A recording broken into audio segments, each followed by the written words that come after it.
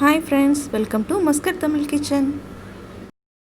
Okay, veg fried rice egg fried rice உங்களுக்கு நான் செஞ்சு காட்ட போகிறேன்.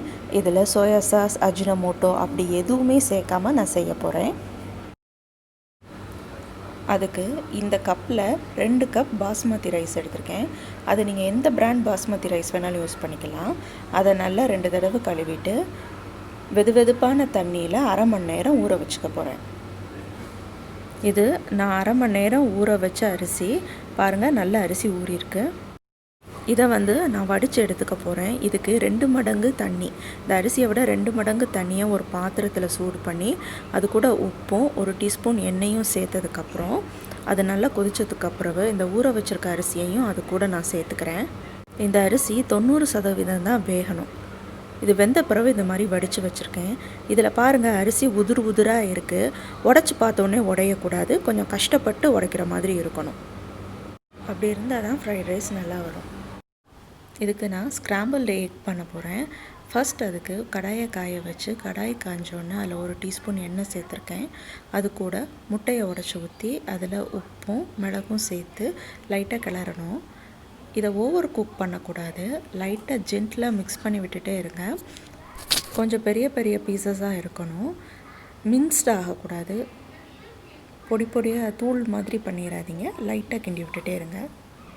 இப்போது நீங்கள் நிறைய அளவில் பண்ணுறீங்கன்னா ஒரு பாத்திரத்தில் முட்டையை உடச்சி ஊற்றி அது கூட உப்பு மிளகும் சேர்த்து லைட்டாக கிளறிக்கோங்க. அதுக்கப்புறம் அதை இந்த மாதிரி ஒரு கடாயில் ஊற்றி லைட்டாக பரட்டி விட்டு இந்த மாதிரி செய்யுங்க. இந்த எக்கெல்லாம் ரொம்ப சாஃப்டாக இருக்கணும். முட்டை ஓவர் குக் ஆகக்கூடாது. ஓவர் குக் ஆச்சுன்னா ரொம்ப ரஃப் ஆயிரும். இப்போது வெஜிடபிள் ஃப்ரைட் ரைஸ் செய்கிறதுக்காக நான் சின்னதாக கட் பண்ண காய்கறியெல்லாம் எடுத்திருக்கேன். அதில் வெங்காயம், கேரட், குடைமிளகாய், முட்டைக்கோஸ், அப்புறம் மேலே தூவுறதுக்காக வெங்காயத்தாலெல்லாம் எடுத்திருக்கேன். உங்கள்கிட்ட மஷ்ரூம், ஸ்வீட் கார்ன், பீன்ஸ் அப்படி எது இருந்தாலும் இதோடு சேர்த்துக்கோங்க, நல்லாயிருக்கும்.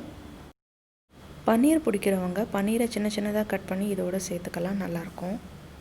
இப்போது ஃப்ரைட் ரைஸ் பண்ணுறதுக்கு நான் ஸ்க்ராம்பிள் எக் பண்ண அதே கடாயில் பண்ணுறேன். உங்களுக்கு விருப்பம் இல்லைன்னா நீங்கள் இன்னொரு கடாயில் கூட செஞ்சுக்கலாம். இதில் நான் 2 டேபிள் ஸ்பூன் அளவுக்கு ஆலிவ் ஆயில் ஊற்றுறேன். ஆலிவ் ஆயில் தான் ஊற்றணும்னு இல்லை, உங்கள்கிட்ட இருக்க ரீஃபைண்ட் ஆயில் எது வேணாலும் பயன்படுத்திக்கலாம். அதே மாதிரி ஃபஸ்ட்டு நான் பூண்டு சேர்த்துருக்கேன். பூண்டு ஸ்மெல் பிடிக்காதவங்க அதை சேர்க்க வேணாம். நீங்கள் வெங்காயம் மற்ற காய்கறியெல்லாம் சேர்த்து இதோட வதக்கிக்கோங்க.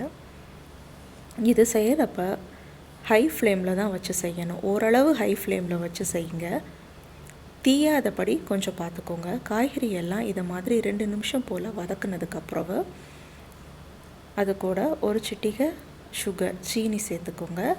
அப்புறம் உப்பும் சேர்த்துக்கோங்க. உப்பு சேர்த்துட்டு இதை ஹை ஃப்ளேமில் வச்சு நல்லா வதக்குங்க. காய்கறியெல்லாம் பாதி வதங்கின உடனே நம்ம வடித்து வச்சுருக்க சாதத்தை அதோடு சேர்த்துக்கணும். அதை ஒரு கிளறினதுக்கப்புறம் 1 டேபிள் ஸ்பூன் அளவு வினிகர் அதையோடு சேர்த்து நல்லா கிளறிக்கோங்க. அது கூடவே மிளகுத்தூள், கருப்பு மிளகுத்தூள்னாலும் பரவாயில்ல, நான் வெள்ளை மிளகுத்தூள் சேர்க்குறேன். அதை சேர்த்து நான் கிளறிக்க போகிறேன்.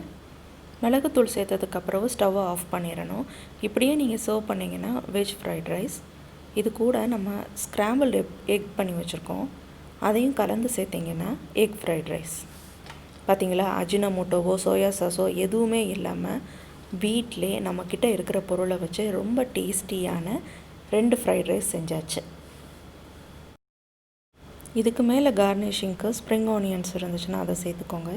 இதை நான் மஷ்ரூம் மஞ்சூரியனோட சேர்த்து சர்வ் பண்ண போகிறேன். ஆல்ரெடி மஷ்ரூம் மஞ்சூரியன் சேனலில் போஸ்ட் பண்ணியிருக்கேன். நீங்கள் அந்த ரெசிபியை வேணும்னா செக் பண்ணி பார்த்துக்கோங்க.